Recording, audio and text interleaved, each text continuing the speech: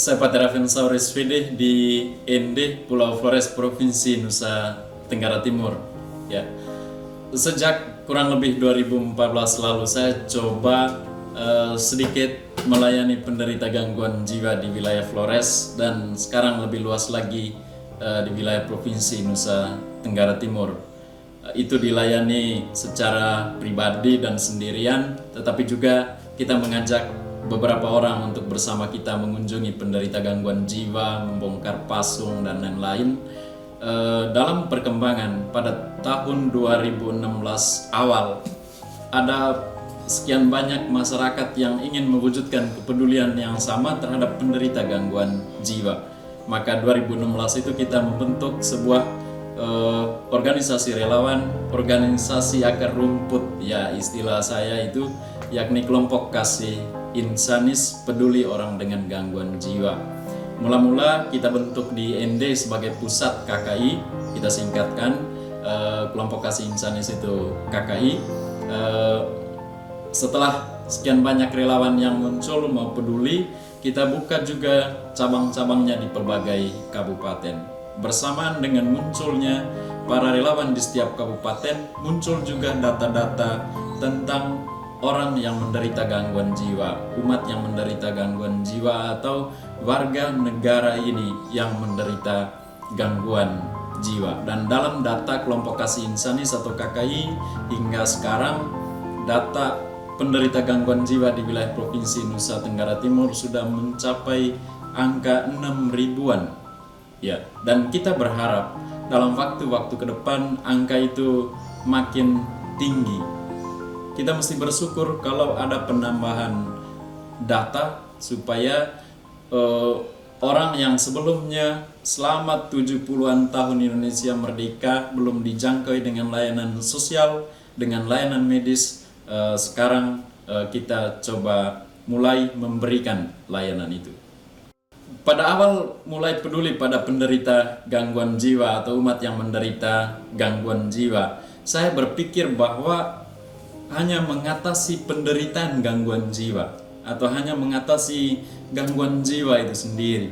Tetapi dalam perjalanan, padahal ada sekian banyak persoalan yang terkait dengan gangguan jiwa, yang terkait dengan penderita gangguan jiwa, yang terkait dengan keluarga penderita gangguan jiwa. Maka muncullah apa? Muncullah persoalan, kita identifikasi persoalannya, yakni ada stigma sosial, ada diskriminasi sosial.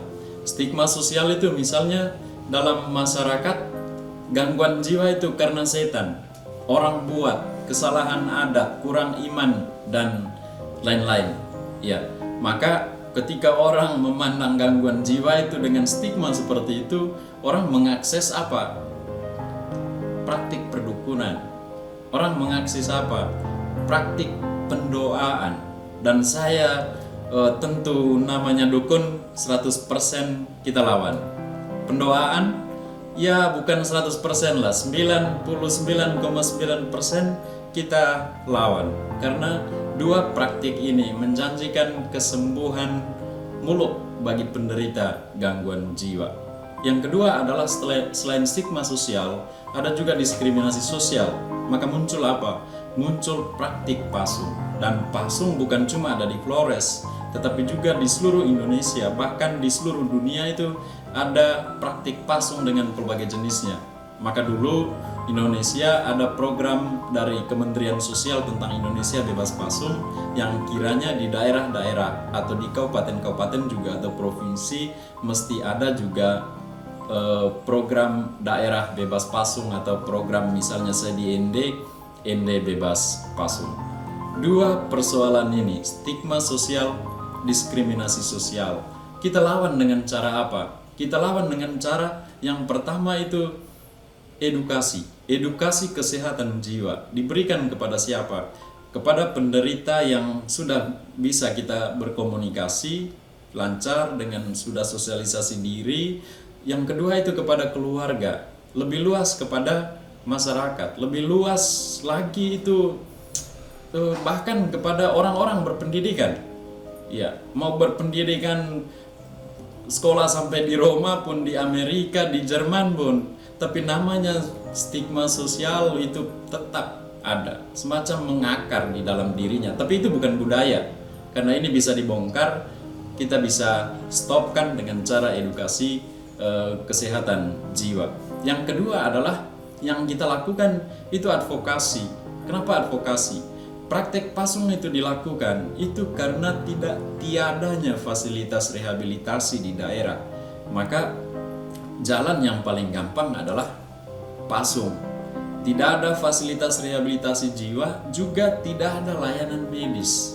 Maka kita lakukan advokasi kepada pihak berwajib, yakni negara, pemerintah daerah, dinas sosial, dinas kesehatan. Dan yang saya lakukan dengan para relawan adalah advokasi juga kepada lembaga-lembaga agama. Karena setiap agama bagi saya, yang saya tahu, ada teologi sosial, ada teologi misi dalam setiap agama, dan itu mesti diwujudkan bukan hanya umat-umat lain, tidak boleh secara diskriminatif, tapi juga terhadap penderita gangguan jiwa yang sudah sekian lama tidak disentuh oleh tokoh-tokoh agama. Bahkan tokoh agama itu sendiri juga ada yang menderita gangguan jiwa, di biara juga ada yang menderita gangguan jiwa, tapi itu tidak dilihat sebagai masalah medis.